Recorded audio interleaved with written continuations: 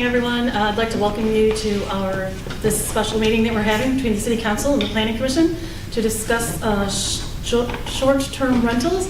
Just going to stand up, if we will, and we'll do a pledge of allegiance to begin our meeting.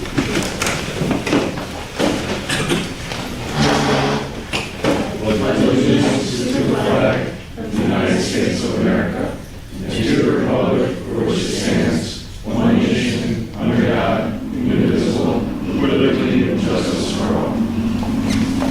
Thank you, everyone. I want to thank each Planning Commission member and the City Council member for taking a special night out to meet for this topic that we've both been working very diligently on. And then I'm just going to throw to Nick. And Nick, would you please give us a little bit of history about why we're here tonight? Yes, thank you. So I just want to check beforehand. I know the packet was sent out last week. Did everyone have a chance to at least review it to kind of make sure we're all on the same playing field for what we're talking about tonight? I'm seeing some nodding heads, so we'll take that as a win. So as we're all aware, this conversation about short-term rentals has been going on for a little over 2.5 years. The City Council approved the general short-term rental ordinance in December of 2022, and the Planning Commission has discussed the zoning ordinance for a year and a half, which led to a joint workshop in August of 2024. Since the workshop, 2 versions of the zoning ordinance amendment have been presented to the City Council, and both have been denied. And so that's why we're here today, is to finally discuss with both PC and Council on what the next steps should be to come to a consensus on what that language should look like. So what I'm hoping that the conversation can revolve around tonight is regarding the zoning districts that they're permitted in, an annual cap on the number of licenses, the aggregation and/or density requirements, and then inspections as well. The previous ordinances that have been presented to Council limited STRs to operate in the B3, BRD2, and I1 districts. Both times this was presented to Council, there was some reservations on limiting it to these 3 districts. So ideally, what I would like to see the conversation revolved around is talking about the residential districts, so the R1 and R2 districts, to permit them in, and then the city center, CMD, and core residential districts as well, which encompasses all downtown. So with that in mind, talking about the cap next would be important. So I will be recommending, and this is just to start the conversation, is an annual cap of 15 short-term rentals throughout Clawson. So there are currently 13 STRs operating throughout the city, and so with a cap of 15, we would not have any non-conforming technically, unless we move on to the aggregation, which I'll get to in a moment. So we cap it at 15, so we limit how many are here. We do allow them in the residential districts, and we just limit the growth, but have a sustainable number in town. So regarding the aggregation standards, the recommendation that I'm offering tonight is to establish a 1,000-foot radius, which that would mean that one short-term rental cannot operate within 1,000 feet of another one. So that also limits where they can be. For example, the City of Traverse City has no more than 1 short-term rental per lot frontage, which is typically less than 1,000 feet. Petoskey has a buffer distance of 300 feet between short-term rentals. Charlevoix Township, 250 feet between short-term rentals. And then Ferndale has a different approach, which I don't think would really fit Clawson, but they have 5% of the available housing stock on a city block can be used as a short-term rental, which typically comes out to being 1 or 2 per city block. And then the final point of the conversation would be about interior inspections and what that would entail. So an example of what that would entail would be to ensure that there's operating smoke and carbon dioxide detectors, egress requirements, so to make sure that there's proper emergency exits, fire extinguishers on site, the trash collection guidelines, proper handrails are installed, general building code safety, structural safety, electrical, plumbing, and HVAC codes are met. The occupancy requirement is compliant, so that would mean with our general short-term rental ordinance, there's a maximum occupancy of 2 per bedroom with a limit of 10 people per short-term rental at one time, and then just ensure that the posting of the license and registration is posted on site in a space that's available to the tenants. So I know that was a lot. I know there was a lot of information presented to you, but again, the goal tonight is to come to a consensus. It might not be something that we all agree on, but I imagine we're all looking forward to finally getting something on the books so we can move forward and discuss bigger and better things.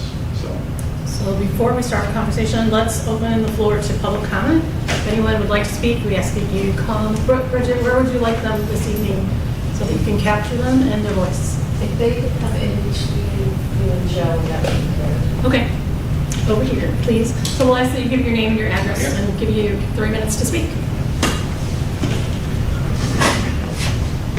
Thank you for coming this evening. You're welcome. Linda Scott. I live on Kenilworth, at the corner of Kenilworth and Wright, and there's one right behind me. Constant people going in and out, didn't mind that, but the parking for that many cars on the street, so what they had to do, they put in a slab next to the single car garage so that they could park there. And it's within that far of my driveway. But what they did was they put the slab down, tilted towards me, okay? I have come to the building department and said, so this is okay. I think I read where it can't be slanted towards your neighbor's property. I put a level on it, and it's nowhere near the middle. They did not put a skirt on, so then whenever anything runs off, it's on my side. So that means all the snow and all the ice and everything comes down on my side. And in fact, they never cleared their snow. It was reported, and they finally cleared on the sidewalk from the side of the house to the garage, about that much of the sidewalk. So any walkers had to walk in snow and ice all winter long. I know it was reported.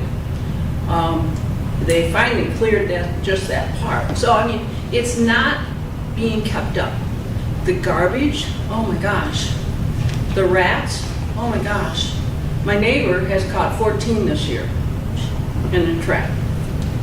Okay? No.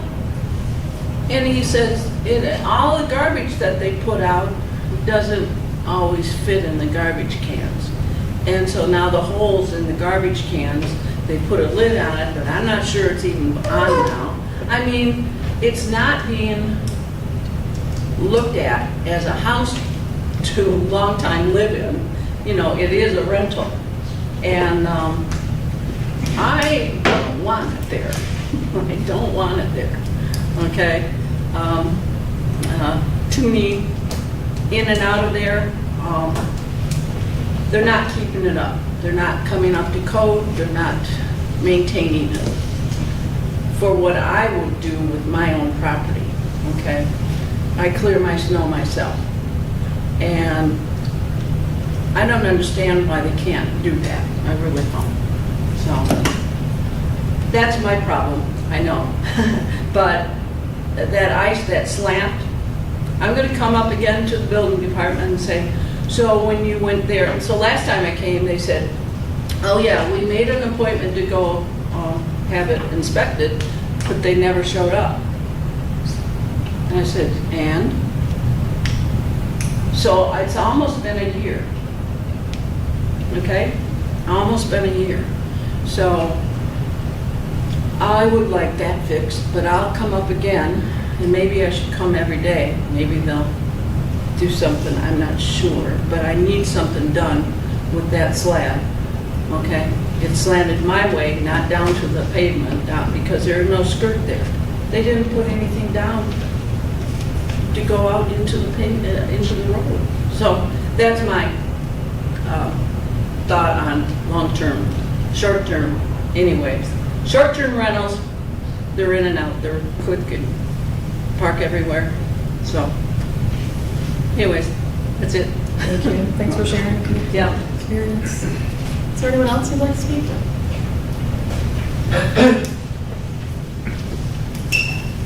Hi. Sorry, I don't have much of a voice, so I hope you can hear me. My name is Jamie Gillis Takanouchi. I'm not going to give my address. It's not legally required. It's actually illegal to require. I just want to throw that out there because it sounds like it's required again. I just had some questions about the some of the things we're thinking about.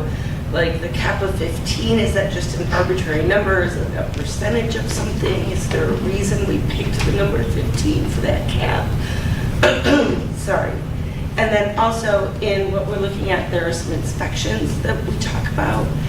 And I tried to find the same information about, like, if I rent my house out for a year. And the only thing I could find is that there was an external. So why would this be so much different? And why, like, things like the handrails and ADA, people, you know, look at short-term rentals and those things are listed, you know, whether it's handicap accessible or other things, and that's why they, you know, choose to rent or not. So it seems more like we're trying to discourage people than we are just trying to set up some guidelines that people can live with. And a lot of the problems I've heard about, you know, like your slab, that's really a city problem if we haven't addressed that, right? If that's against city ordinance, why hasn't that been addressed or fined or whatever it is that we do? I live near a long-term rental, you know, there are sometimes no better. And neither are some of the homeowners about clearing their walk. So a lot of the complaints are here. I hear about people that own their homes and people that rent their homes. And it's not limited to the short-term rental, so I don't know why we're picking this small group of people and making out like they're doing something horrible. That's all. Thank you. Is there anyone else?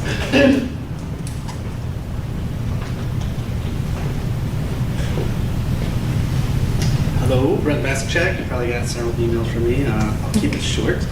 310, 318 Charlevoix Street, resident, neighbor to an Airbnb, owner of an Airbnb, user of short-term rentals, long-term rentals. Yeah, I do it all. Thank you all for coming together tonight to finally figure this out. I'm so excited. I just have 4 little points I want to make. Short-term rentals, in my opinion, are easier to manage than long-term rentals for 2 reasons. Difficult guests. Difficult guests are there for a short time. If I have a problem, I call Airbnb. I can't speak to VRBO or any of the other ones, but they are there to help you out.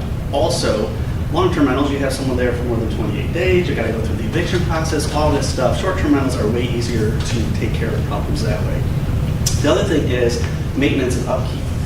Every time somebody checks out, whether it's a day or a week, I'm over there checking, is there mold, is there broken glass, is there this or that. In a long-term rental, that could go 1, 2, 3, 4 years before you ever get back in the house and see what the real problems really were. So it really makes me keep it up.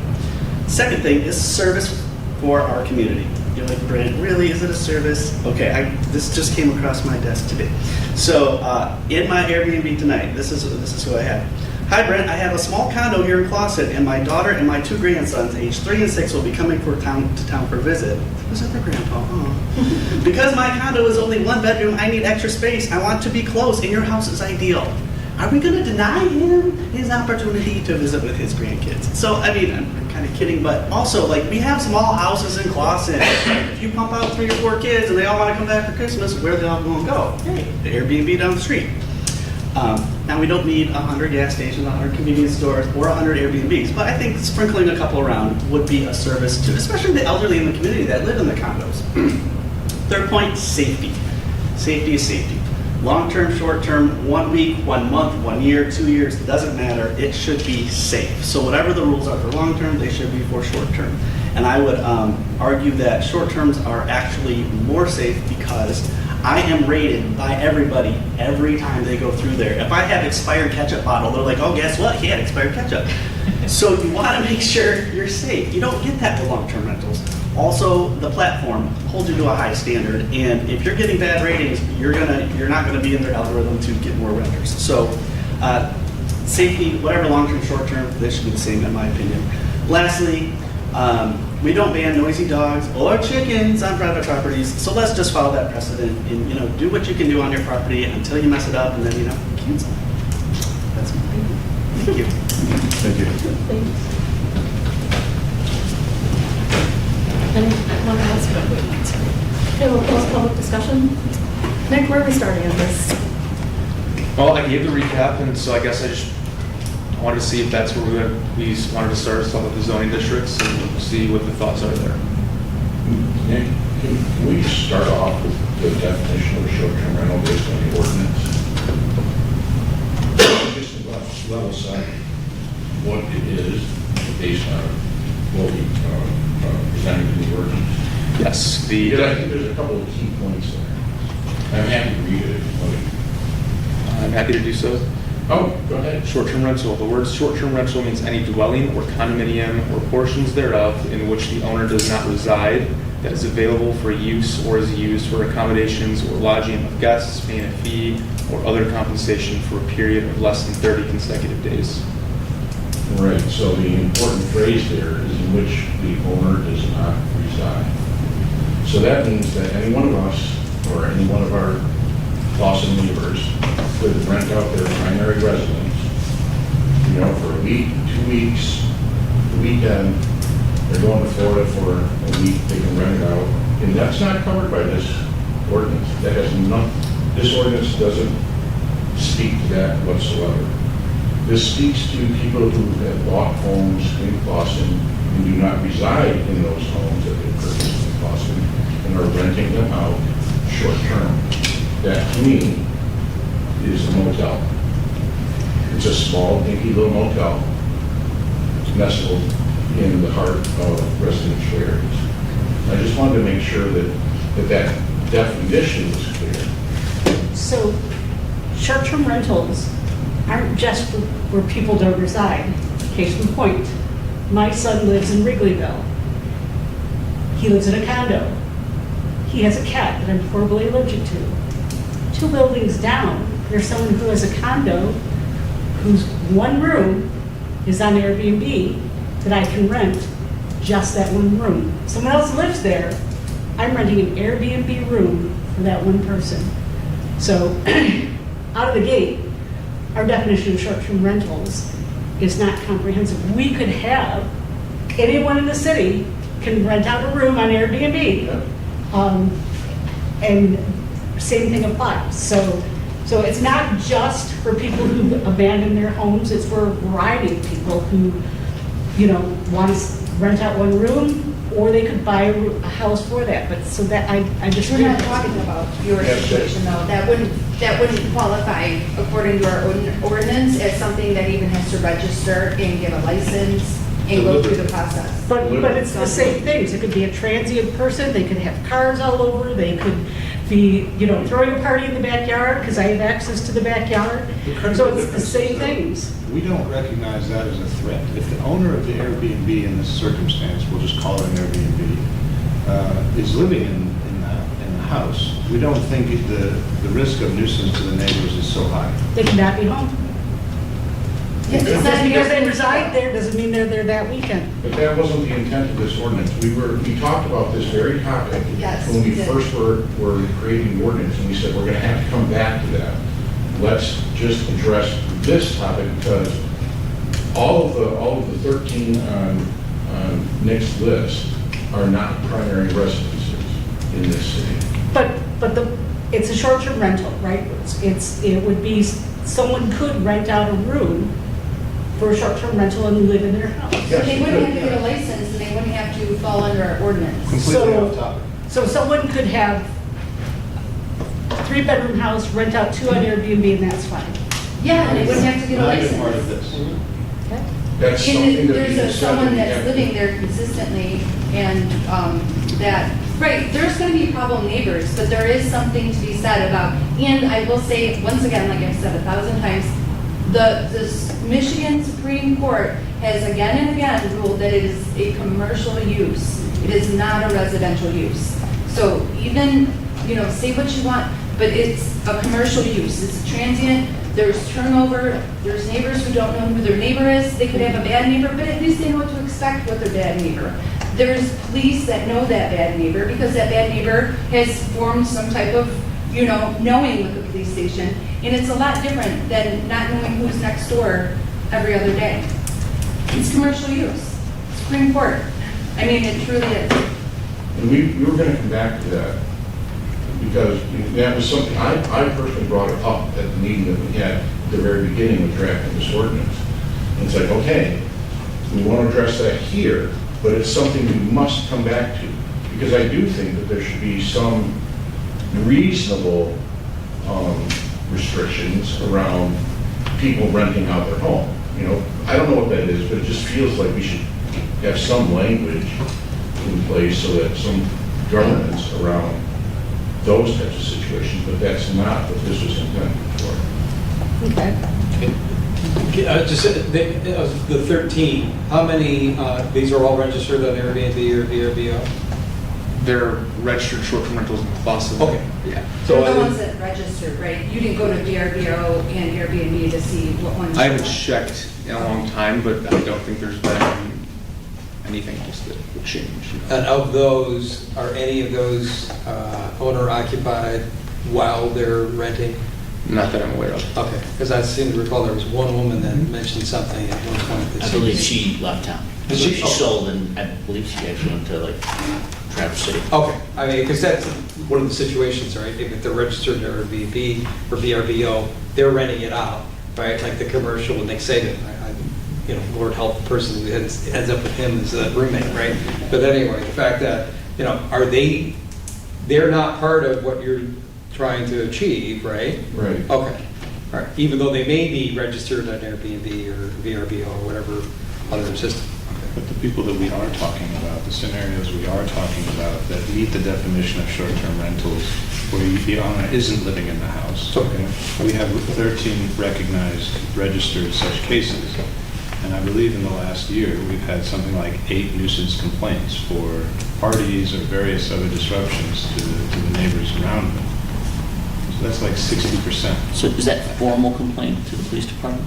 This is coming from Nick, so you correct me. I think that 8 is a bit exaggerated. I looked through before. In the last year, there's been 3 to 4 that I've noticed. And that varies from the snow removal to, we had that one incident that kind of spurred some more engagement on the topic that has not come up again at that site. So it's been addressed. And how does that compare to other houses in the community that have regular nuisance complaints?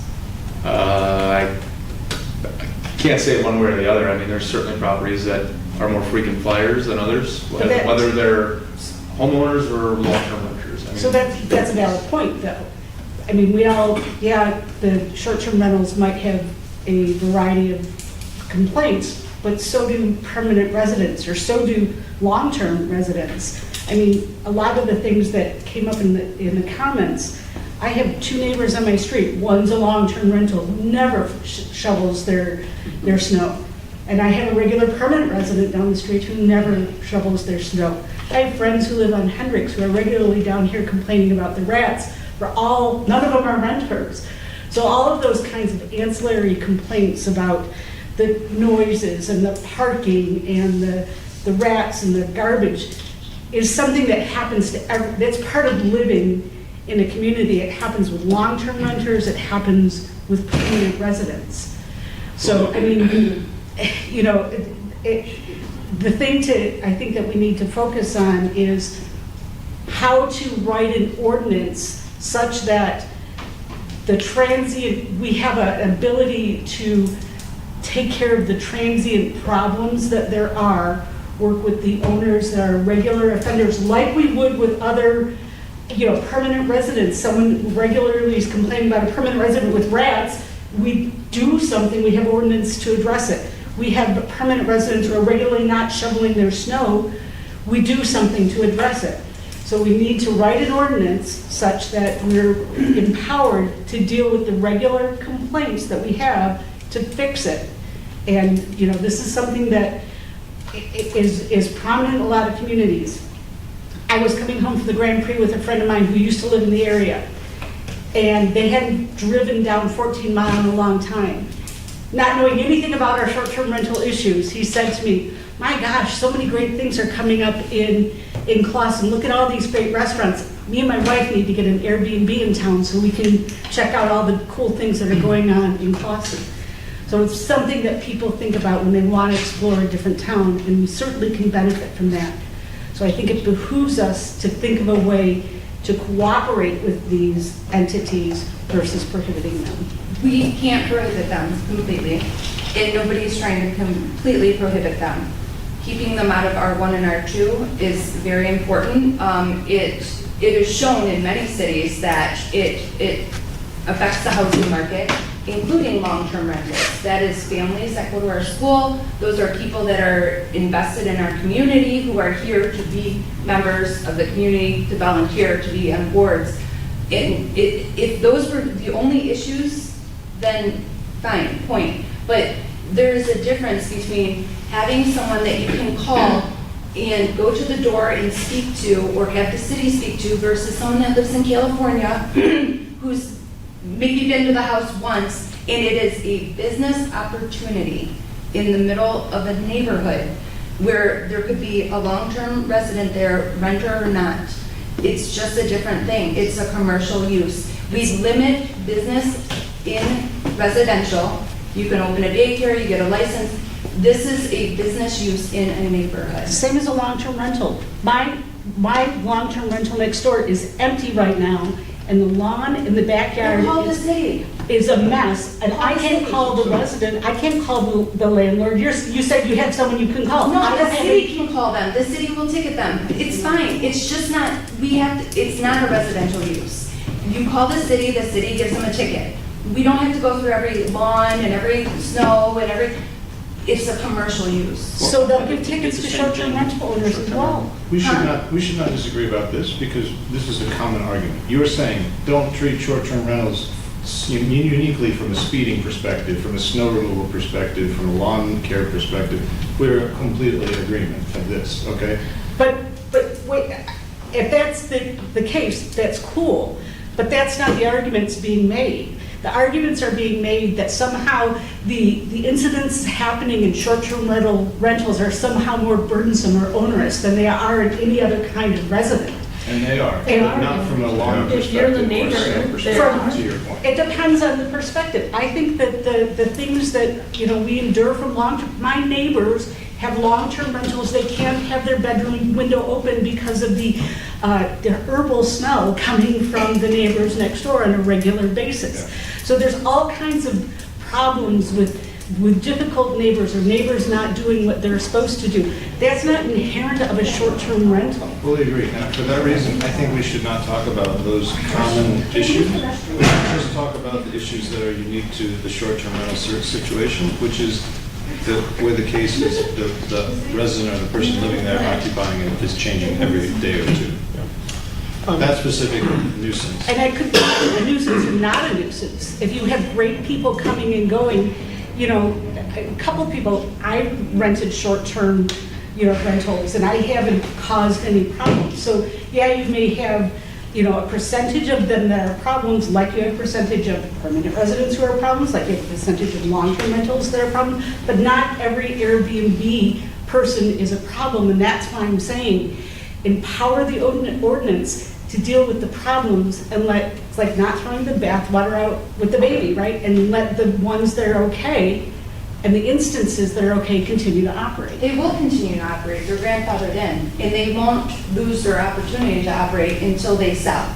So the ones that are here and that are operating fine, like this gentleman who seems like he has a higher level of service, will be able to continue to operate even if it's not in residential. But I sent City Council a list of, I don't know, there's 30 different cases in Michigan that the courts have ruled that this is a commercial use. It's a commercial use. So we're not trying to zone them out of Clawson. Finding appropriate places where if you have someone that has a place downtown, and I know I watched your city council meeting where Glenn talked about city center. Like, those are usually managed by a building manager. So there's another hierarchy to where, if there's continuous issues there's a management company that's answering. There's other people that are accountable for that property that are there on site. They're not in California. So I won't see it as anything other than a commercial use, but I do think that there are opportunities to expand to, like Glenn was saying, city center, and I don't know what other areas you were talking It's about. the core residential, CMD. core residential. core residential. Because it's those- already allowed for businesses of it. Yes. I mean, that's fine, Businesses but are we allowed change our there. zoning then to allow motels there. We're, Right. Not necessarily. well, we wrote this. But just as far as if you allow for short-term rentals, you say, okay, they're allowed in the city center and they're allowed in the sport residential. Doesn't allow, I mean, you can still say you don't need a motel, right? Because the motel, I think we're losing sight of the fact that it's still, you know, one unit for one Right. family for It would one be a lot short, different. right, short-term use, as opposed to it's a permanent thing. Now, some may be a permanent thing, right? But at the same time, there is an opportunity to turn it into something else, as opposed to, yes, we're gonna build a hotel here, and there's nothing we can do after the fact, right? So, again, I'd like to see, for a person, we were talking about 15, because we got 13 now, right? I think we need to have a landing spot on what the allowable units will be within our R1, R2, and then concern ourselves then with, okay, are we going to allow it in the city center and these other locations that you have, right? And then talk about what that may be, as far as, you know, is there a number there, or is it unlimited, because they're not in the residential anymore, where a lot of the problems are coming up, or a lot of the citizens' concerns are, right? So I think right now we can't ban them from R1, R2. I don't think that's a wise decision in the first place, as far as people's personal property and what they choose to do with their personal property. But at the same time, there's a long-term responsibility on us to determine that, yes, there is a risk that if you expand this program, that there'll be fewer opportunities to have families move in with children of an age to go to our schools, right? And it may have a carryover effect on the overall cost of homes within the R1, R2. So personally, I'd like to see what that number is, whether it's 15 or 10 or 13 as it is now, and then determine again, as far as what you were saying, 1,000, or it's 1,000 or 1,500 feet, whatever that may be. And I think that we focus on that, then, as we're saying, the ancillary stuff will take care of itself. Because quite honestly, I think Airbnb and VRBO police themselves very well, as what the gentleman who has mentioned before, who has those properties, right? He has to be responsible, not just to the citizens of this city, his neighbors. He also has to be responsible to people that are potential clients of his. So he doesn't run a solid business, no one's going to use his business. So at that point in time, he may, if it's not run well, it'll be turned over into a residential. Now, I mean, that may be better, but it's going to be poor for us in the long term, because in the end, he will have alienated everybody else in the neighborhood.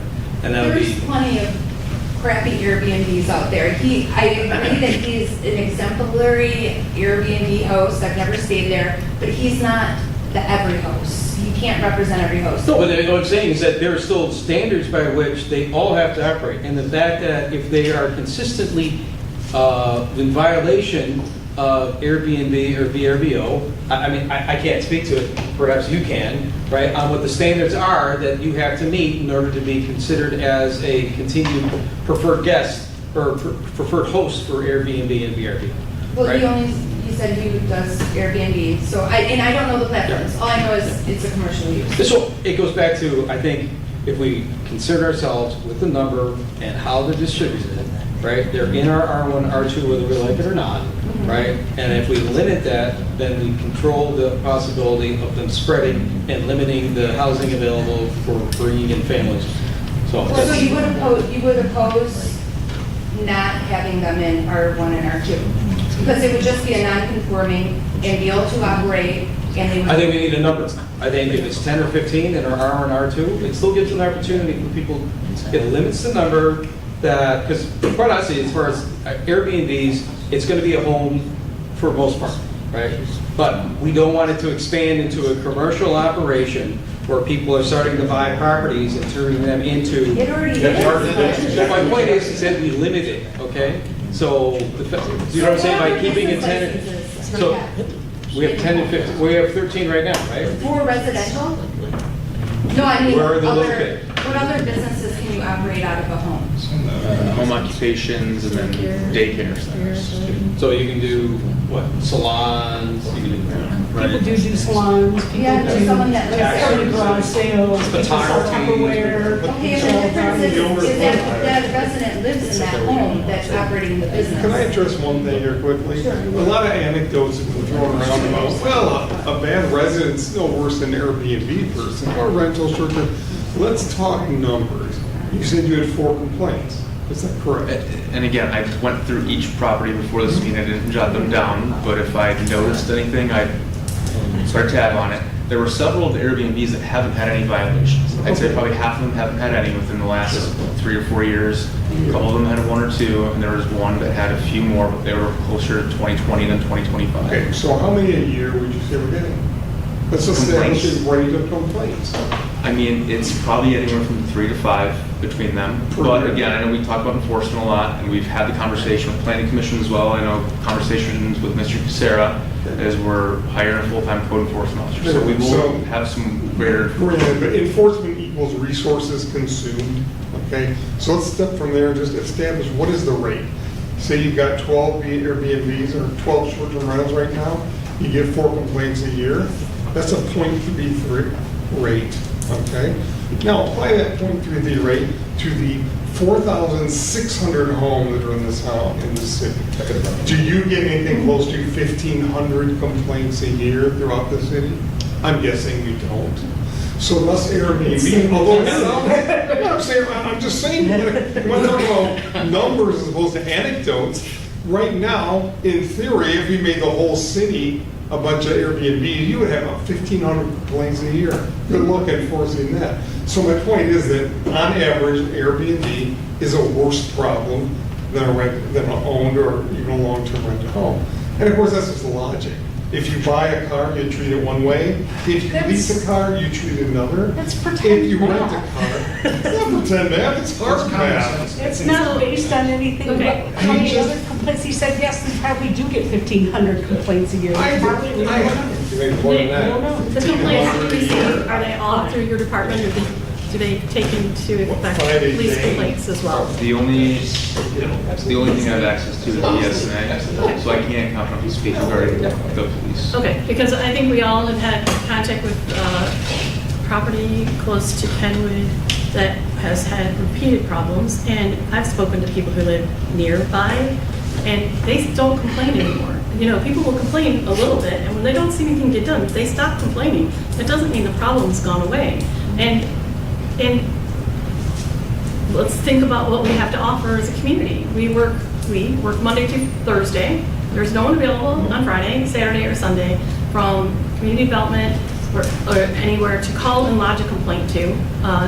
By Monday, if you've been annoyed by something that's taking place outside of your home, you probably are over it by the time it comes to Monday to call to make a complaint again. So I don't think the complaints themselves are indicative of problem areas or not problem areas, because I can think of 2 properties, one there and one closer to me, that people have had nightmares with the transient location, okay, the transient operation. But I think the concerns are not the same as that of a regular business either. I think, or that will be listed on the Airbnb or VRBO as far as their ratings would go. Because the resident is saying that sheets were clean, ketchup was fresh, you know, like they're looking for certain things. They may not care if the snow is plowed because they're only there for a couple of days. They don't care if the garbage gets picked up or gets put out. They don't care about a lot of other things that if you're the neighbor, you 100% care about. And that's just an additional level. And I think all of these things are contingent upon the people, because we have good people and we have people who don't care much about other people. So the good people, good owners are gonna have a good place, great. They're gonna hopefully get good renters. That's a crapshoot too. And then if you have bad people, they're in and out, generally in a couple, 3 days, and you don't know what you're gonna get. But if you had to live next to it for 3 days, it is something to consider. So the one thing I just want to add is that the complaints that of noise and parking, which would more than likely have to be the ones that happen on a weekend, would regardless be enforceable by the police anyway. So if there's cars in the street overnight, that's police or code enforcement doesn't enforce that. If they're violating the noise ordinance, which is anything past 11 p.m., that's police anyway. And so I don't know if that necessarily applies. I think the code does. enforcement. Of course it applies. The To business the license, code though. enforcement. Because when you guys talk about, renewing a license, and if they have more than X amount of complaints that they're not supposed to be able to renew, and that never makes it to the BSNA to be an actual complaint, and we're actually looking at the business license again and saying, oh, they're great. They only had one time they didn't plow their snow. Meanwhile, there's 15 police reports, or whatever. Those are two different things, and that doesn't always make it to the, there's nowhere to even log it in your BSNA side of things. To your point, I agree. It's a commercial use, guys. I mean, Well, it works. That's the importance, right? We don't want to quash people's individual rights to do what they wish with their property. However, if you buy a home in a neighborhood, you're buying a home in a neighborhood. You are anticipating that you are not going to have a business next door to you. I remember when I first became a member of the Planning Commission, there was an issue with one of the restaurants on 14 Mile Road, and they had noise beyond proper hours, they had rats, they had all kinds of things that were really disruptive to the people who lived behind them. I remember thinking, you bought a house behind a restaurant, or, like all commercial. Like, you got to expect that there's going to be something at some point, because there just will be, even with good neighbors, sometimes there's something. That, to me, you kind of get what you get, because that's what you have on the other side of you. If I buy a house in a residential neighborhood with all people who own independent homes, I expect that I'm living in that situation. If my nice little cul-de-sac turns into 8 Airbnbs, 7 of them are great, and one of them is horrid, you just you affected my life in a way that I didn't ask for when I purchased my house for the purpose of what it was for, what it was built for. And I think we have to consider that in this. Madam Mayor, maybe what our original topic was, that's what the Planning Commission did. We looked at and made that definition. So we defined it as a business, as a hotel. So we looked at where the zones were allowed.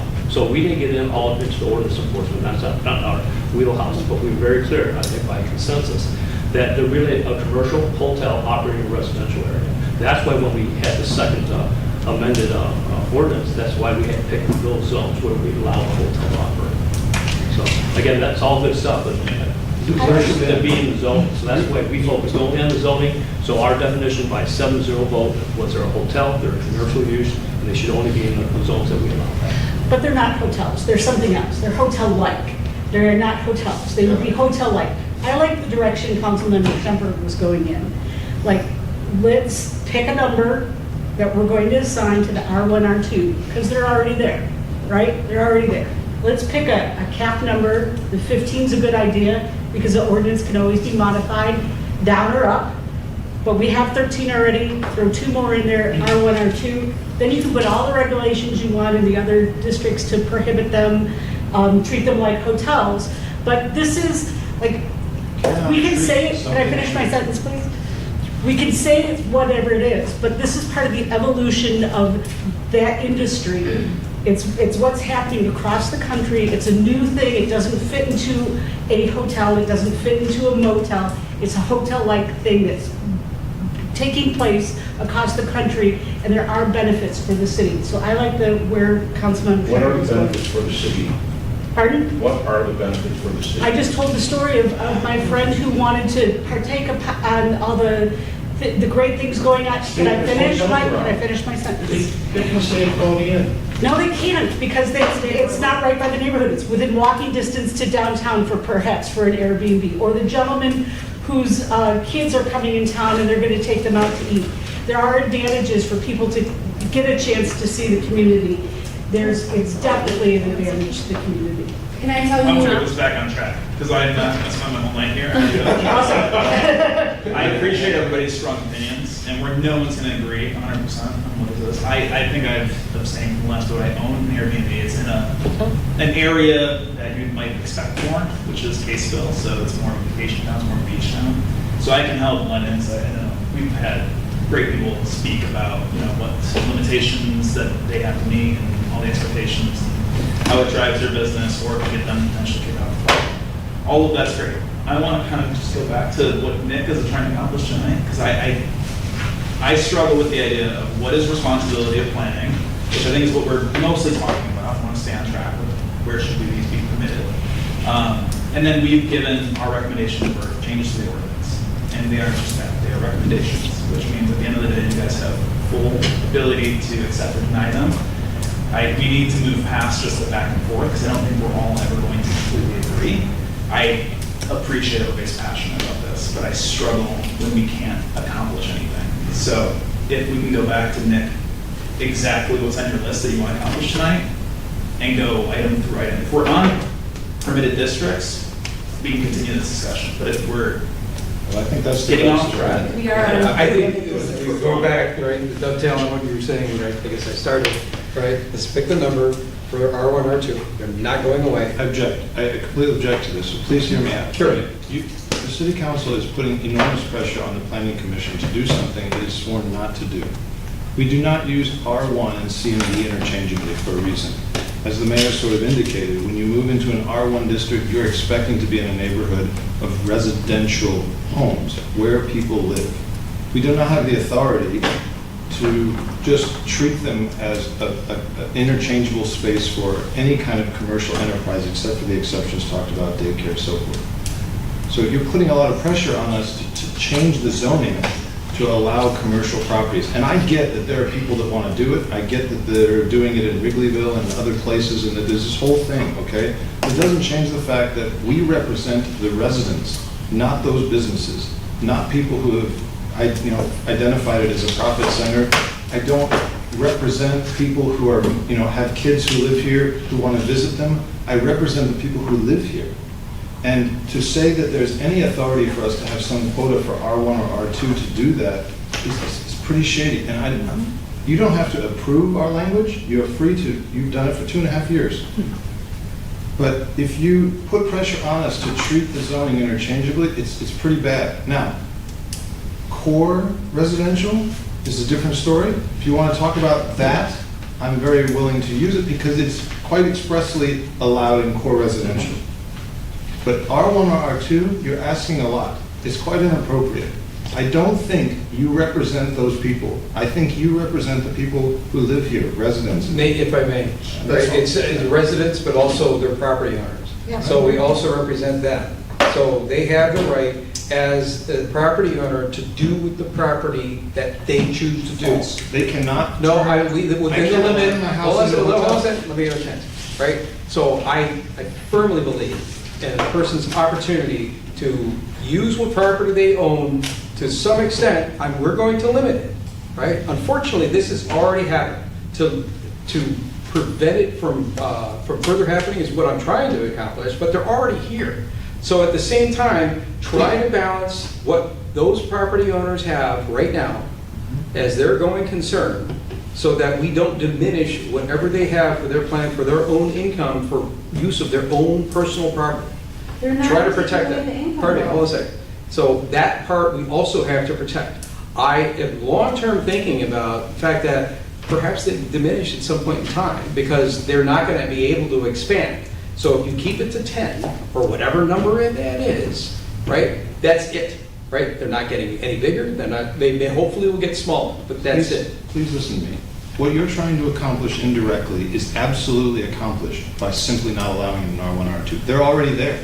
The So you're number saying talk that about, they're already there. grandfathered They're in. grandfathered in. So what happens when you say a certain number that could change in the future are allowed in R1 or R2? You open the floodgates for a very, very fluid interpretation of what is R1 and R2. Just leave it be. Yeah, but we can't grandfather. We just can't. You can. We are. No, I disagree that we just leave it as a grandfathered situation.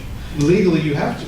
This No, is what I'm how- saying No, for, legally. you don't, right? So if we keep it to 15, right, and I don't necessarily agree to, I don't know, well, that's the point where we want it to land on, right? So whether it's 10 or 15, so whether it's 10 or 15, they're already here. I don't know, yeah. Well, they're here because we didn't take action. That's exactly right. So there's nothing sacred about 12 or 15. It's just, oops, we screwed up, they got in. Well, there's I'd like it to be 0 myself, but it's 12 and they're grandfathered in. Yeah. Is that a basis for going to 15. I guess my point is that just, you need to have some codification of it, and it can't be zero. Wait, what stops, not there? wait, It absolutely why can't be wouldn't zero. grandfathering in allow them to operate? It's a non-conforming use, just like any other non-conforming use. Those, I'm trying to get into the, not necessarily legal aspect, but those people, if they choose to then sell their property, right, have to have it be sold as a residential. They have no choice in doing that. That limits their ability to use their personal property for whatever It's choice they exactly what I have. signed up When for, they I bought a sell house in it- R1. When they sell it, they don't get to use their property. I could No, never I sell mean, my they may house sell as a it to house. another person for that property that may be using it for an Airbnb or a So you're VRBO. incentivizing a commercial. No, I'm not incentivizing anything. I'm saying we codify it, we limit it to 10 or 15, Very, and that's very, it. very bad mistake. We'll have to disagree on that. All right, so what do you guys, Nick said an overall 15 for the community. It looks like you're granting 15 is a compromise number because of that squatters, shall we say. Well, you got 11 in So- R1, R2, and there's 13 official right now. Okay, so- You got 11 in the residential. And where are the other two? two? Okay, One's so in the- we one's in have the- 11 in the R1, R2. One's in the B3 district, one's in the B1 local district. Both of those properties are single-family homes, but they're like along a major thoroughfare, which is why they're zoned that way. So it's unfortunate that there's one more than 10 in the R1, R2, or else we just had the landing spot. Or we I just think say you that want that's them in it. the R1 and the R2. What's that? I think you Really? want them in the R1 and the They're R2. non-conforming. We don't want them What there. do you say? I don't want them at all, but they're here. If you don't want them at all, then let that dotted No, line. but my point is to Then say here's we my have proposal. to, okay. Here's my proposal, and I think this will make everybody happy. If you're true, and you're true in saying you don't want them at all. I'm not saying. No, that. what I, Hands look, down, that's a I'm not saying personal that. problem, that's a personal opinion. What I'm here to prevent is the taking away of personal liberty for people who have personal property and what they choose to do with it. I agree At with this you. point in time, we're being too much of a burden on those property owners. Those So property owners. unfortunately, they're here. Those So property we're trying to limit that, and I think we can come to that point where we say, okay, it's too late, they're here already, we need to make sure that they're still, that there's nothing that's infringing upon their rights to do what they want with the property as it exists today. But are you, just to clarify, are you talking about the current operators? Yeah. Or about potential operators in the future? And That's the potential. biggest He's distinction. talking about potential. That's future. I was on the same side of, well, I don't want to infringe on those who are already operating and are good operators. But I was satisfied that they would be grandfathered in this case, to my understanding.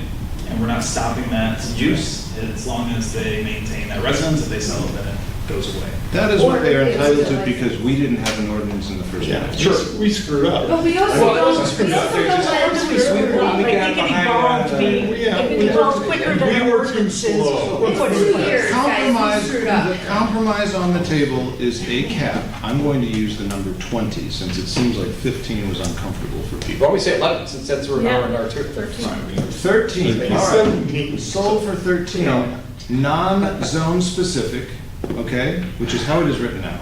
We're not saying 13, 5 of which are here, 6 of which are there, whatever. It's 13, fine. But if we are to follow our oaths and to follow our zoning, we cannot treat R1 and R2 as commercial. We're just not entitled to do that. You want to change the zoning map? That would be the way to do it. But I don't think you want to do that. That's a slippery slope for the, for those Royal Oak that just are did. operating as a business right now. Royal Oak As a just business, yes. amended this sort of. But we restrict business in residential all the time. In most of the business in residential that we allow, they are owners that are operating out of the home. They're not someone living in California. It's a different thing. I'm okay with the ones, listen, if they're grandfathered in and they are non-conforming and they've got 3 strikes, you're out, as according to our already written ordinance, then guess what? They don't get to sell it to their cousin that comes in and just operates a crappy Airbnb behind them. They're done. We also- It goes to a family. We did specify the definition earlier. Right. Right, so when you talk about infringing on people's rights in their own property. Right. You can They're still living be there. gone for a month and go to Europe and rent your property out under the current ordinance. Correct. But that's not, So now, you know. that's not a short-term rental. It is. Well, it is by the- Well, I mean, by our it is, but definition, it's not, they don't, we don't have to have them registered for that, right, if they're leaving for a month. And No, not right now. I said, when we started this whole thing, I thought we should come back to that and talk about it, and whether or not we should have. Oh, absolutely not. You know, Yeah. Absolutely not, because then you get in a situation where Let's you... not go there, though. Well, hold on a second. Okay, well, you also get in a situation where you have somebody who's selling a home, right, and renting it from the new owner, and how long they have. That's already in this ordinance. Yeah, We've already. What Josh is trying to tell you is that there's a distinct difference between someone in their primary residence doing what they want with their own home and someone commercially buying a home and using it as a business. specific for this. Right. And I guess... It's not a But I do personal think property. there are districts Do that that. are People better. with people own 3 and 4 long-term rentals and use it as a Then commercial great. business. We have- And use it as for a commercial purpose. And the people People who buy live a bunch of them and rent them all out. It's And the people different. who live It's there not, are it's residents. still a commercial purpose. I'm still going to protect personal property rights. I can't compromise. The irony is, Go ahead, so, Ron. can I give you another example? I had a property up in Elm Rapids that was, I bought it, and it was completely, it was zoned, it was perfect, there was no problem. They changed the zoning while I was there, and it became non-conforming. What that meant was I couldn't do anything to my property. I couldn't put a second story up, I couldn't expand one way, another, because my property was only 50 foot wide on a lake. And they said, if you only have 50 foot wide, you cannot change the property. That's non-conforming. 50 foot wide lots are non-conforming. What they're doing is they're trying to eliminate 50 foot lots. Perfectly legal, but it happened to me after I bought the place, right? It happens all the time. I was grandfathered in that my property was already there and built. And so it's going to stay there. Now, if I sold it, we got another place, the next owner, they get to have that property. It's also non-conforming, doesn't change anything, all right? But as soon as they tear that property down, now they have a problem. Now they have to come into conformity, right? With this, it's just non-conforming. It's fine. These people can operate for as long as they own the No, they place. can't sell it. That's the point. They can't sell. No. My point was that they can't sell it to another VRBO or Airbnb, right? They cannot be a going concern for that. And that may be an opportunity for them, right? To limit their opportunity that I want to sell this to somebody else. That is a But slippery slope. a family will live there instead. Well, it could Or do that. someone, And if that's what I would love to have happen, right? Don't get me wrong, I would love to have that happen. I would love to have it get to zero, but at the same time, don't limit people who own property in this community that you can't do that because we have this and you're only What grandfathered. people do with their property all the time. We That's have all certain it does. standards that we have, right, as far as building codes and development, but this is one where you have your personal property, you're using it for your own income and your own gain. I want to limit that. I would love to have, again, I can't repeat Glenn, this often we have enough. certain places where Aaron, those just months here, go. listen to me. I mean, like, come on. Just bear me out, all right? Okay. I don't want any, okay? That's fine, but we always limit that, Glenn. Aaron, just hear me out, right? But they're here, we have to manage it. But they You took, will. no, it's by having it being grandfathered, not codified, you're then still limiting the opportunity of somebody who has their personal property is going to be limited because it turns out. Commercial property, Glenn. And we limit nail salons, we limit grocery stores, we limit, Well, this is not a new thing. This is somewhere that, obviously, you know my perspective on this, right? We're just one of many, right? So to there's no decide on this. compromise then, it doesn't sound like. Well, there is compromise. I have a No, the whole planning commission voted, as we said in the beginning, 7-0, that it is like precedent court rule, a commercial use and does not belong in residential zoning. It sounds like you and Moffett would like to commercialize residential. No, and absolutely have it- not. No, you're misrepresenting what I'm Can saying. we, compromise? That's Can we not the just case. drop We this can't be point of order. person? No, you can, absolutely. Maybe, I don't think we're gonna make any headway on this particular topic. I think we have a couple people who are thinking very strongly. Let's go to the next item. Or even if we should, not to, direct the conversation, but even if we shift to what other districts would we feel comfortable? Because we can possibly open that up a little broader. I think it should be, right? Right, because I'm on your side, there is maybe city center, there's areas where we could. And the core residential. In like joint with aggregation rules and things that Nick had pointed out, I think could get us to somewhere where we're allowing people to have property where they could make money here in the city where it makes sense. And I still have this, I had the same issue with the resident area, but, you know, knowing that we have operators today, that people, and I have my neighbors when their house was being built, were able to utilize this place right down the street so they can go to the daycare and all that stuff. And those will still continue to operate. So I'm personally okay with moving past this conversation if we can't get there and talking about other districts we might permit. Because maybe we were a little narrow in our original recommendation. So, At least we can move the topic forward 1 inch. so what's your offer? What should we do? Glenn, right now, what is your proposal? Well, we have 11 in R1, R2. Cap it at that, expand the. I'm used to R1 or R2. We have 11. Okay, No, I say that we, in order to put ourselves out, we don't have, how many hotels do we have? 2?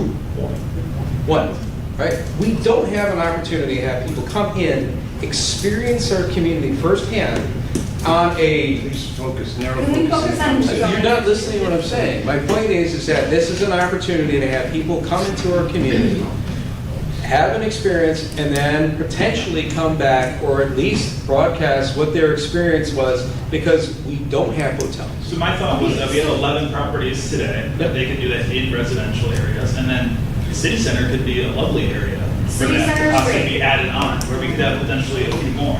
That makes sense. Please, for a moment, just pretend that you don't have the authority to treat R1 as commercial. Okay? I know you don't agree with it, just pretend for a moment.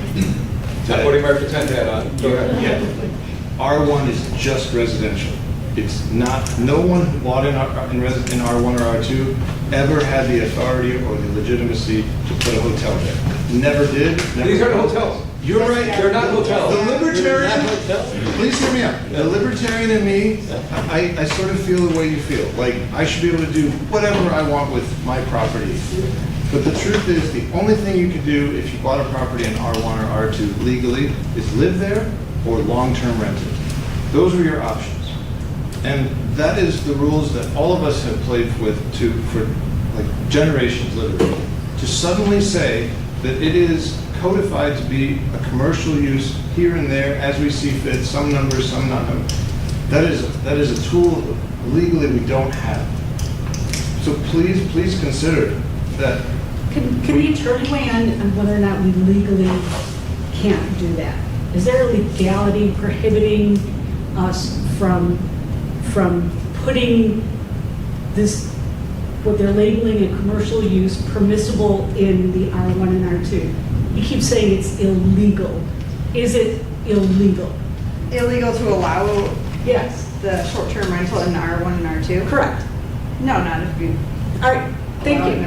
So it's not illegal. It's not illegal. Communities do all the time allow. For example, let's say I'm Residential districts. I mean, No, that's not the question. No, it's still just a residential use. But it's not illegal to permit the short-term rentals to No, I don't operate in think so. R1 and R2. Okay, You said so that, it's, Dave? An entire It's not Supreme illegal. Court case that says short-term rentals are commercial enterprises. that's true, but that doesn't trickle over to being illegal to allow them to What I'm operate. saying is not appropriate is for the planning commission Not to a- write laws that say an R1 zone is interchangeable with commercial use. It's not a law, it's an Are you saying that ordinance, every and it's community that has permissible. allowed them in Period. single-family districts is doing it properly? I believe that every short-term rental Airbnb has been defined in multiple districts, even in Michigan, as a commercial use, which is why the planning commission treats it as a commercial use. So you're saying yes? to that Commercial question? use is not allowed in R1, R2, Except for defined. except for business daycare or licenses. whatever. Okay, so again, it's very clear, we're all not gonna, pop champagne and agree on something tonight. But this is not like, to me, a debatable thing. It is quite black and white. Okay, but it has to be debatable, because in order to get an ordinance to govern them, the planning commission needs to grant a zoning ordinance amendment that the city council can approve. I agree. We've already met. done it twice, and that's why we're here. I agree. So that's why I presented it in a way where you allow them, cap it at 15, make sure they don't aggregate too much in one certain area, and we can regulate it from there. Because at the current moment, and I know this is an exaggeration, but on Monday, someone could come in and buy 100 homes, turn them into short-term rentals, and then they would all be non-conforming. That's If exactly we right. do it. So that's why we're recommending it at this point, because we've taken so long to get here, so we can have some restrictions on them in residential districts. I'm not saying, I don't think anyone disagrees with what you're saying. I think it's just we need to come to a point of regulating them because they're here whether we like it or not. So if we go to 15, right, You cap at 15, 2 more can come in. but that means that they're still in R1, R2 at 15. That's not. The That's ordinance, where I don't want to go. the ordinance cannot reference the zone. So all we can say with our current zoning scheme is it would be 15 in areas where commercial is allowed. We have proposed already the zones. It could be expanded to core residential if you wanted, and that would be well within our authority to do so. But you just, so your proposal was to put it in, what, B3 and... Originally, which did not include core residential. So we can add it, okay? But that would exclude R1 and R2. And that's a no for the mayor who represents everybody who doesn't live here. But it is. I'm not the mayor, nor do I not represent people who do not live here, because I very definitely represent people who live here. So let's not get personal. Running for Let's mayor, not sorry. get personal shots here. So that we can put in an ordinance, I'm asking the attorney, we can write the ordinance that says that short-term rentals are allowed in R1, R2. There's nothing illegal about that. Is that a correct statement? So it That can. is absolutely false. She's an attorney. She is She's not. here to be an attorney Show against me a the legal law. opinion. I don't even know the minute. Nate, then write an ordinance. But it's also, there's cities that have zoned it out, and they've been challenged in court, and the courts have said that, yes, we agree they are commercial use. So it doesn't mean, those things, they're two different things. So it's not illegal, but I agree with the Supreme Court and believe they are a commercial use, much like the 0-7 vote of the Planning Commission. But if we can't get to residential, R1, R2, maybe we can talk about city center and core residential, because I feel comfortable with those. Can we get something on the books? If everyone can look at, like, let's get something on the books and we can refine from there. This all or nothing game will get us nowhere. And what Nick just proposed, as far off as it could be, without any action, that's a possibility. So that's 15 and expanding to... So the cap would be for 15 in the permitted districts that the boards approve, which at this point I understand would not be the R1 or R2s. The ones that are currently in the R1 or R2 would be non-conforming. So those 11 that are existing non-conforming, and we would allow a cap of 15 in the other permitted districts. All of them? All of them? Sold. All of them? No, all of the ones that are approved of. So right now, it's just the 3 districts that we have. Because we're okay with city center Yes. and So core again, residential. the 3 that we agreed to, and then as well as a CC, CMD, core residential can be added. And then at that point, I'm not sure if a aggregation of 1,000 feet would apply. I think we'd probably want to limit or shrink that distance a little bit more. But, because our minimum lot width is 50 feet, so that's roughly 20 lots. Obviously it varies, but just for reference. So cap it at 15 to the permitted districts, which again sounds like the 3 that have already been presented, as well as the downtown districts. That's good. The ones existing in R2 are non-conforming if this gets approved, and everyone can come to terms with that. Could you please define the districts that you're talking about for people who don't know? Yes. I don't think everyone knows. One moment, please. So those districts are the B3, BRD2, and I1 districts. So I1 is a limited industrial district, BRD2 is business renewal district, and then B3 is one of our general business districts. And an example, so people understand where these things take place? The I1 district is located primarily on Rochester Road, and BRD2 is along Crooks and Maple Road. And then the B3 There's a few different locations, but it's on major thoroughfares. Thank you. And then, of course, the other 3 districts, CC, CMD, core residential, surrounding downtown, which is the intersection of 14th and Main Street. Thank you. So that gives a good interpretation that those places are not, R1 or R2, and then provide more of a buffer and probably a greater likelihood for a successful entity like that that's not in the middle of a neighborhood, right? Still accessible to all of our core. Quite a few properties, actually. Yeah. You're kind of the linchpin vote here. Does everybody else agree with that? Like, on planning? I'd be comfortable with I think it opens up more flexibility. I think it's a good compromise. They can still, view additional come in. So we have to take it back to this, if you commissioners have something. We can't vote. Right, I just wanted to see, We make want sure to make sure that that you this would. is. There's no point making a proposal that can't pass. So planning, you're going, okay,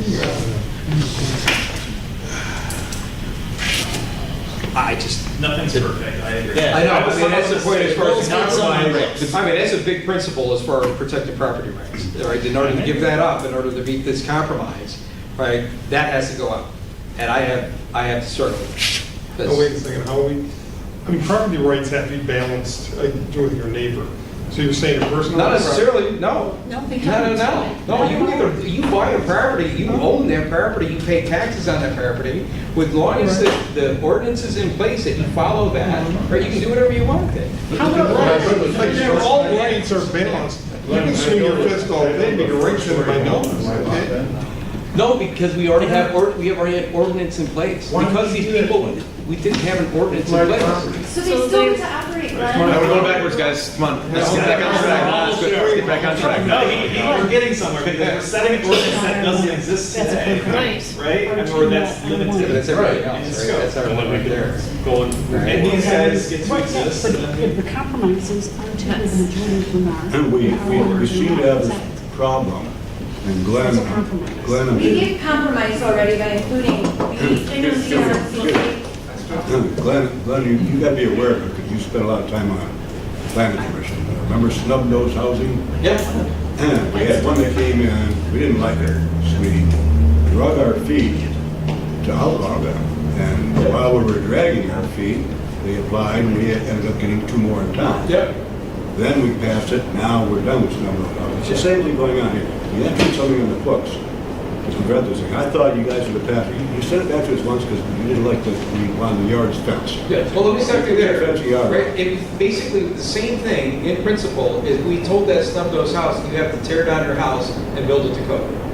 Because they're already there. It's not the same thing.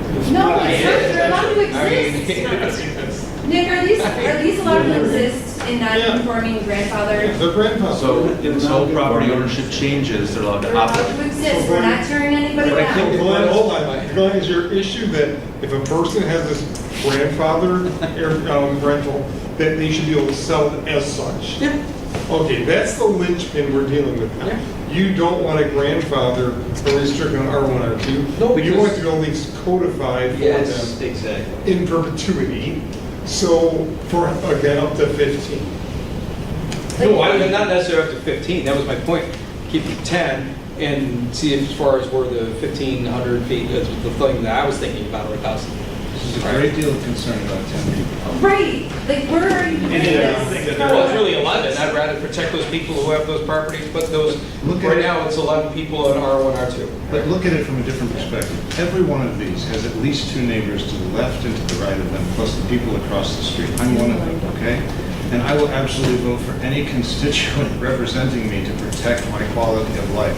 All of the neighborhood will benefit if you don't make it a circus of transient uses, people coming in every 48 hours. It's a wonderful place for me to live where I know my neighbors.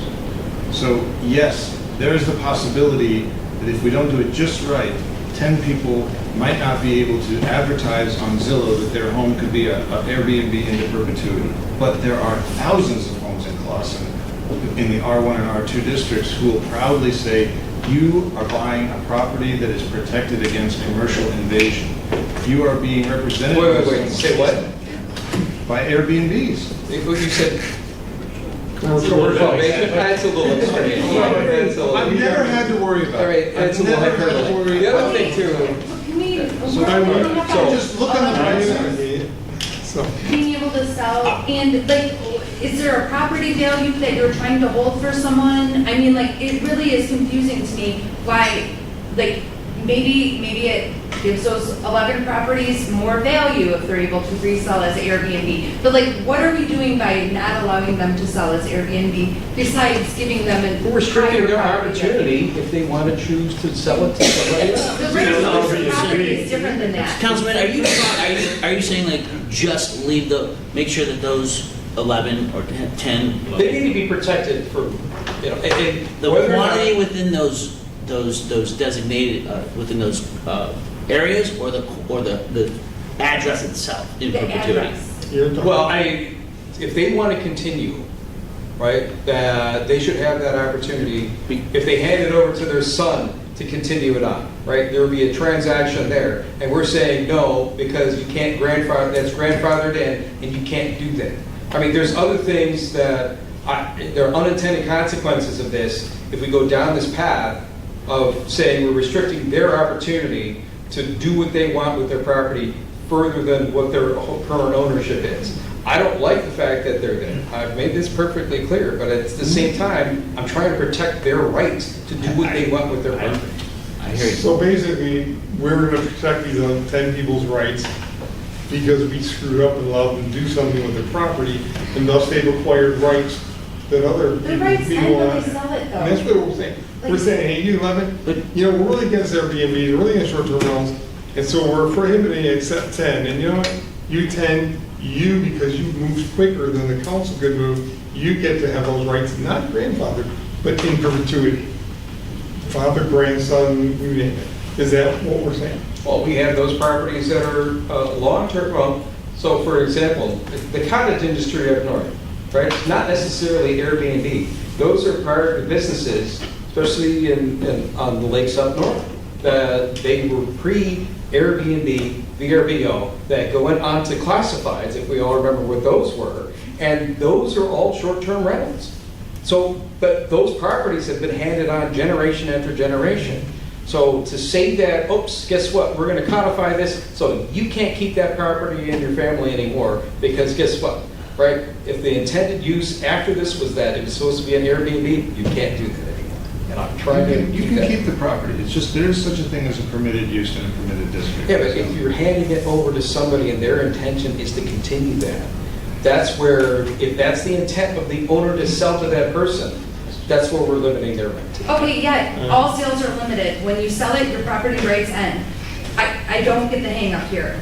But just to get back, we were talking about a cap that was not zone specific, that would absolutely codify the authenticity and legitimacy of Airbnbs in areas where we currently allow commercial operations. That's on the table. But I don't want to waste time, as everybody has said. 2.5 years we talk about this, we think we get it right, we send it your way, it's rejected. I think the bottom line issue is you really want it in R1 and R2. No, It's- no. I hope that's true. I hope don't that- want it there at all. I hope you don't want, no, That's not the plan. it seems like the hill you want to die on, so I'm just asking, No, like, it's if not. we can. No, my hill to die on is protecting personal property rights. That's the hill I'm And I trying to think die so on. what you're saying is protecting the integrity of our neighborhoods. I think that should be our number one goal, to protect the integrity of our neighborhoods. Instead of 11 owners? Yes. It's not I do that you think want that's it, the you way to don't go. want it prohibited. Yeah, it's not that you want it, you don't want it prohibited. It's not prohibited. By not allowing it to be, he's saying excluding it from the permissible, that by definition is But prohibiting we're it. allowing it in Already 7 prohibited, zones. commercial is already prohibited in R1 and That's R2. not that's true. That That's not. they're Yeah. existing, they exist. All right, so let's move on. Let's not talk about R1, R2. Let's come back to that. Let's talk about, can you explain, you said that, just because I'm not bad at, or I'm not good at measurements, 1,000 feet radius. You said it's about 20 of our average lots, but is that 1,000 feet 360, or is that 1,000 feet literally, or what is it, what do you, My what's?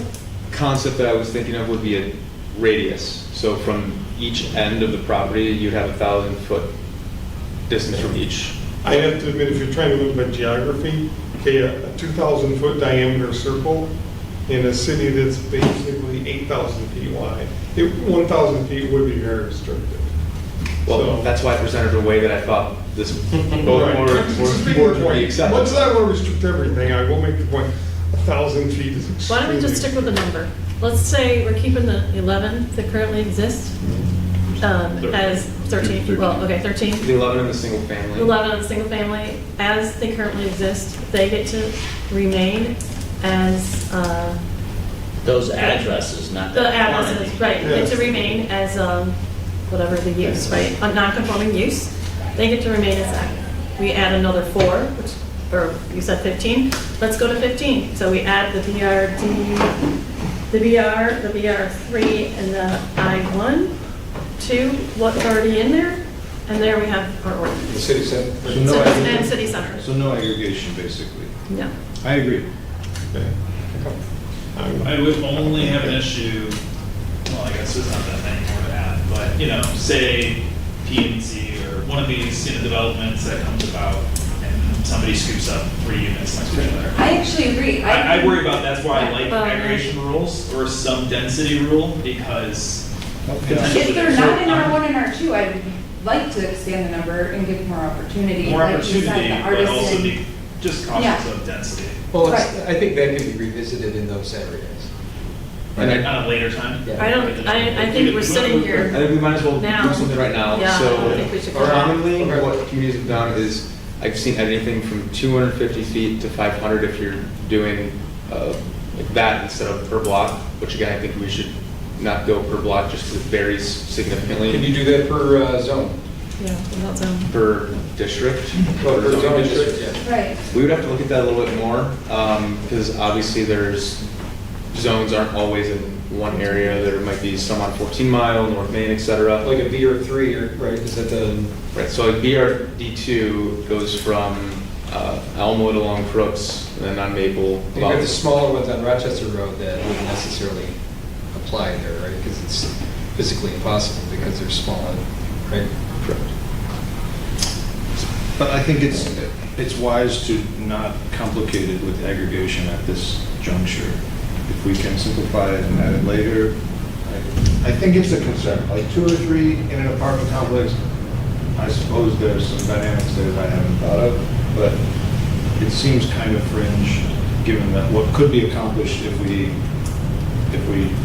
eliminate aggregation as a constricting. Because I think there's some conflicts, like you say, legally.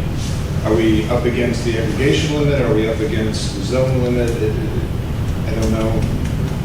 I think Josh gave a perfect example of what could happen, and I think that development would probably be primary It will be, for yeah. something like that to take place. So. That would be We small. just- It's just- It's a single bedroom and studio. What's that? It's single bedroom and studio, so I don't necessarily lend themselves to. That's kind of- sort of that's For a 2-night ridiculous. stay, I'm sure they do, right? For 100% for a 2-night stay in the That's right. suburban neighborhood, And of course. I kind of think that's kind of what we want, though. If we're having short-term rentals, you want them to be in our downtown to go visit. Oh, I agree, but my point is So that aggregation, I think, the typical use is a little larger, right, than just a one bedroom or a studio. Correct. So I think we've got a pretty good idea of what both bodies are thinking of.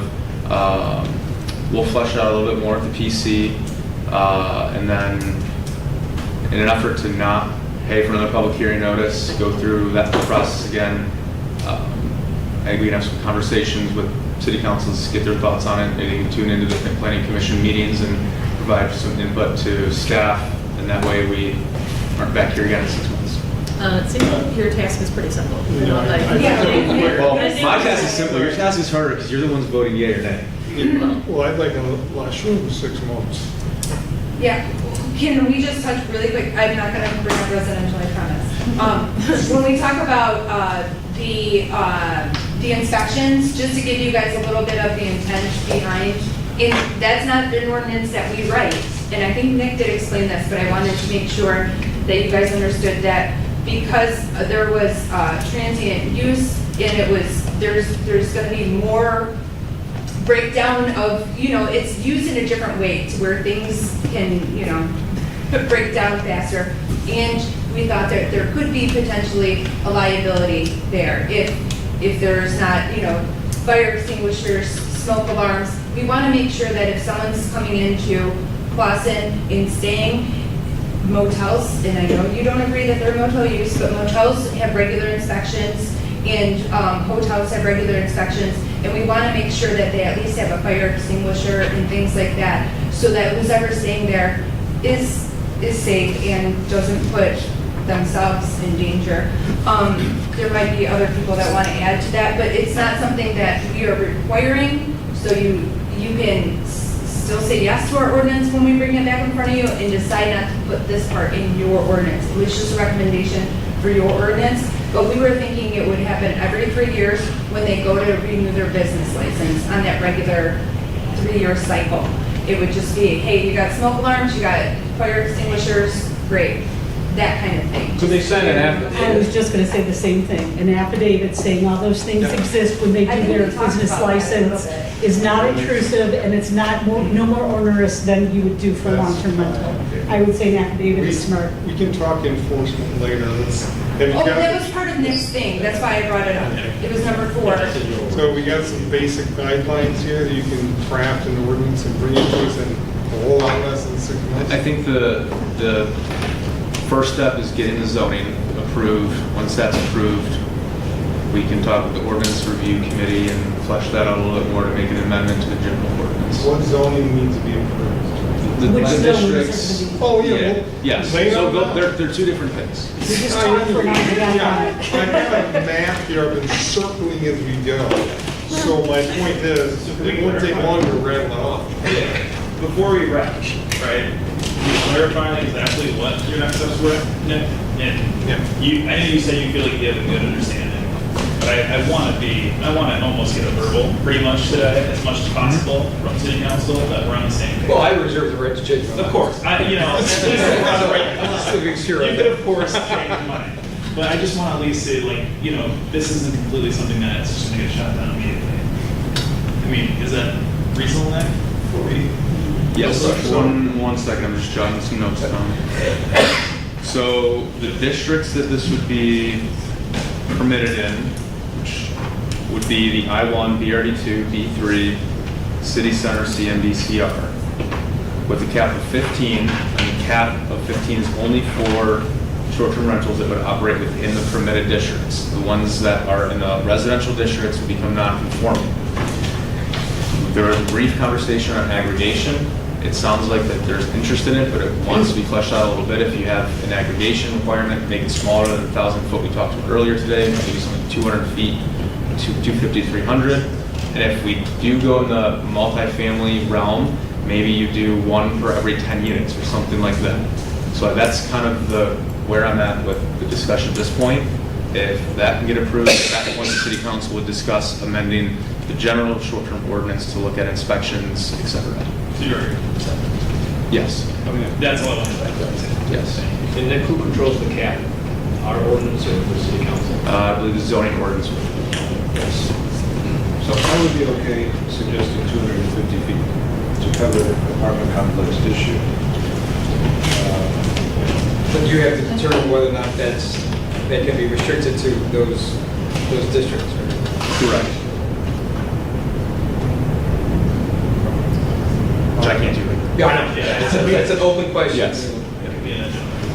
If we have a cap, the aggregate's not as important, right? We protected those people that have the property. Well, if we have a cap, I guess, an example would be all 15 of them clustered in one spot. I think we're trying to avoid that. Yeah, but it can't happen because we have 11 scattered already. Well, the 11 don't count to the cap. Well, I'm not approving 26, if that's what the whole idea is, because in my eyes, the reason we're in this 2.5 years later is because originally, we didn't even want them. We were told by our city attorney that we didn't have a choice, even though there are communities out there that don't have them today and are fine not having them, and it's legal for them to not have them. So I don't think, I'm not gonna agree, I'll tell you straight up, from going from the 13 that we have today to add another 15 on top of that. I think that's too much. Especially when there are a lot of people who don't want any. And one thing I wanted to present to the planning commission is that these more often, you're not going to see a short-term rental in a strip. They don't meet certain requirements, so it needs to be a Understood. dwelling unit. The core residential district's a little bit different, but the other 5 districts, I'm not even sure if there's 15 dwelling units, so your typical single-family home that would abide by that. I'd like to ensure that there aren't, and if we give a number of 15, most likely we'll find 15. Nick, are you Because saying a people will find 15 their way. overall cap or a 15 by year cap? Like 15 a year, we're allowing 15 Yes. more a year? 15 Additional. In addition to the to the grandfather. non-conforming, because oh, those okay. ones will, Gotcha, over time, that makes sense, okay. go down. Right. Yeah, they'll go away, they'll eventually. Potentially. Eventually, right? Because I mean, at some point in time, you know, It'll they may be- not sell to another Airbnb, and I want to be said that. It'll be no worse or no better. So, full grand. than But what so we those have. don't count towards the 15 cap No. because they're not. No. That's the way I'm understanding the Maybe, conversation. maybe not. Those ones are- I want to make sure I'm My understanding. understanding was it's 15 including what we have All of a today. sudden. Yeah, yeah, they would become. But anyway, I don't like that. Yes. I'm too hard to get on this. Be back here today. I'm really glad the mayor brought this up, because up until this last second, I thought we were talking about a cap.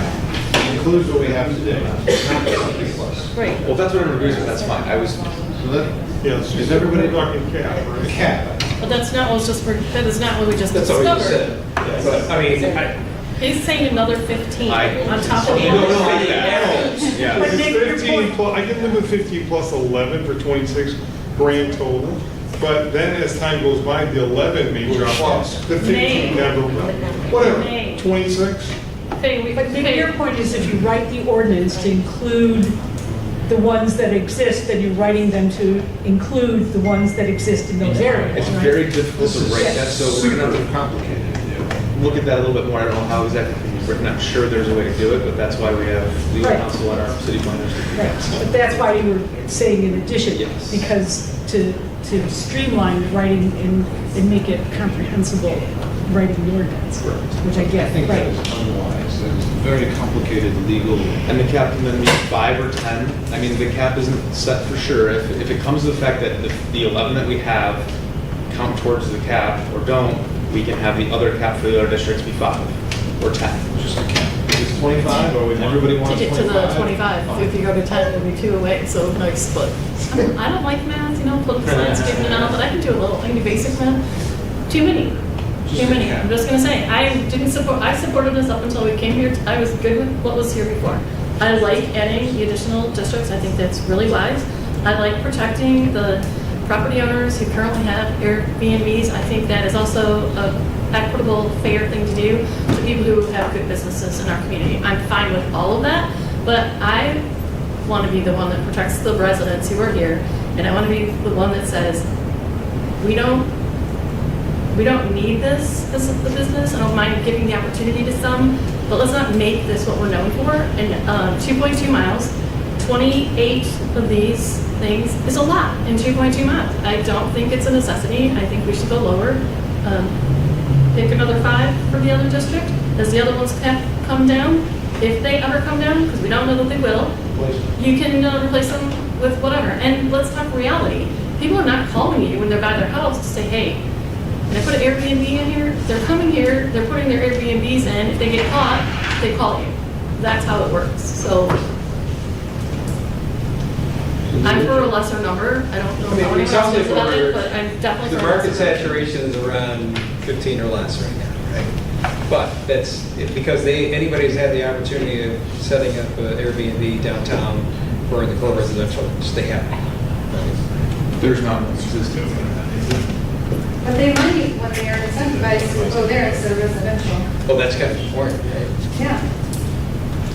So, we have a lot of. So we're all on the same page? And we will try to. Not exactly. I think it's about the expansion, but the expansion would be in the new area. And it's still within Clausen. It's still in 2.2 miles. It's still a lot to have to manage potentially.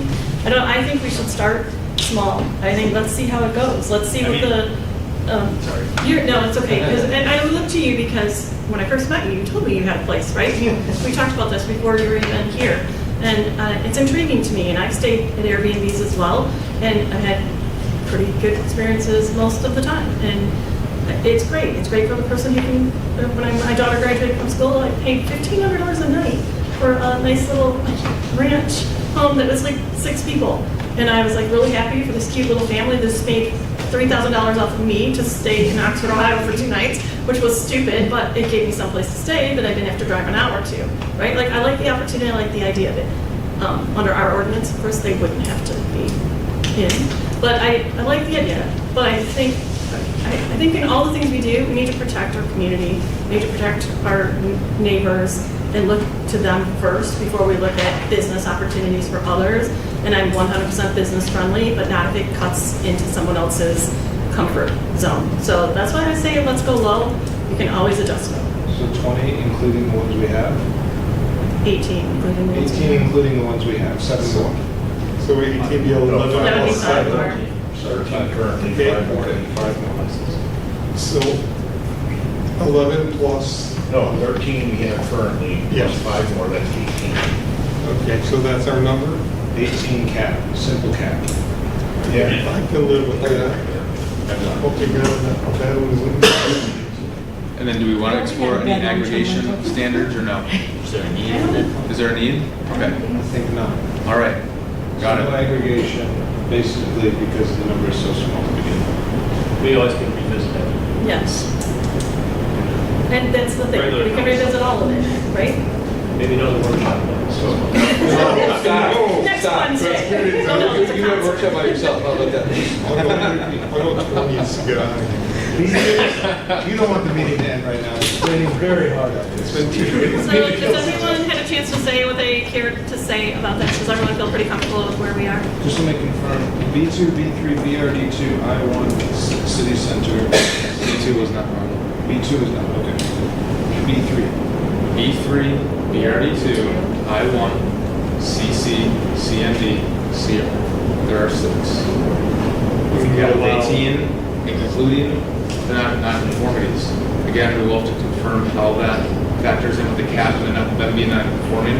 So there may be some caveats to how that's written, but I think we understand what the direction is by the courts. So, Only other thing I wanted to say is, I think you were talking about it, Aaron, but I just wanted to reiterate it in a different set of words. All we are expressing an opinion in this is the zoning side. So I personally think it's a very good idea to have fences. You were against fences, I know. I just think that all of these types of nuances, it's on you. City council, you have to figure it out. We stopped talking about it in our meetings because ultimately we said, you know, it's not our authority. But there is a lot of thought, I think, that you should put into it, and I hope you do, about what if someone, you know, an Airbnb guest brings a vicious dog, you know, and what if there's no fence next to the property, and there's things like this. Please just be thinking about it, because you might have very good input to protect an accident before it happens. The reason I'm passionate about this issue is because once the crisis happens, once the street party happens, once there's a dog bite, once there's these things, people are working out, it's too late. Code enforcement, no code enforcement, the damage is done, and we get the opportunity to have it happen again, maybe the very next day with a different group. So I want to get in front of the problem very much, instead of waiting for it to whiplash over and over again on neighbors. So thank you for taking that side of it, which we're not addressing into consideration. I just want to bring it as quickly as possible. It sounds like we've approached some kind of compromise. How soon can you have something in front of us? There's a few different pieces here. We're here because we've dallied for 2 years. So the city's closed tomorrow for the federal holiday, so the planning commission meeting's gonna be a bit light. I imagine we can have a first look of an ordinance in July at some point to the planning commission. At that point, they can approve the language, set a public hearing, which is 15 days after, and then from there, if they approve it, it goes to council. So you're probably not looking until August. Do we need a legal opinion then?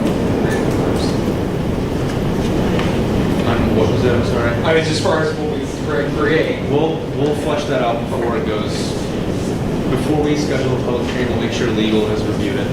Check that box. I think I'd like to have Brenda show up at our planning commission meeting, because there's questions on here that we want to deal with. Yes, sir.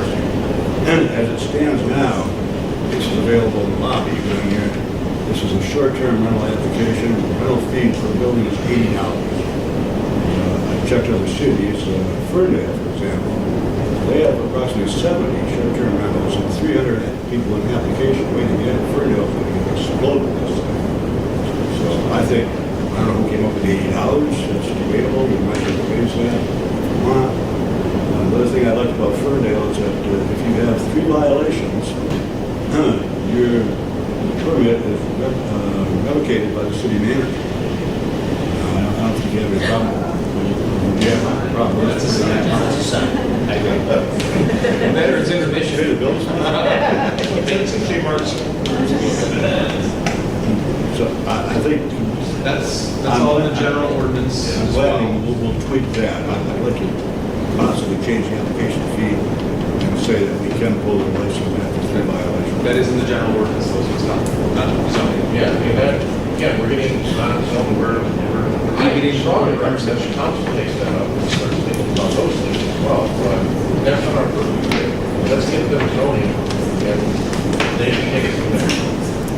And I agree with that. It's critical, the regulation portion, to ensure that we have people behaving properly is, you know, as important as setting this part up, because that is what will ultimately protect our neighbors. So, good, something to look forward. Anyone have anything else? Thank you. Good answer. Thank you all for coming. You guys all had great input. Appreciate your work.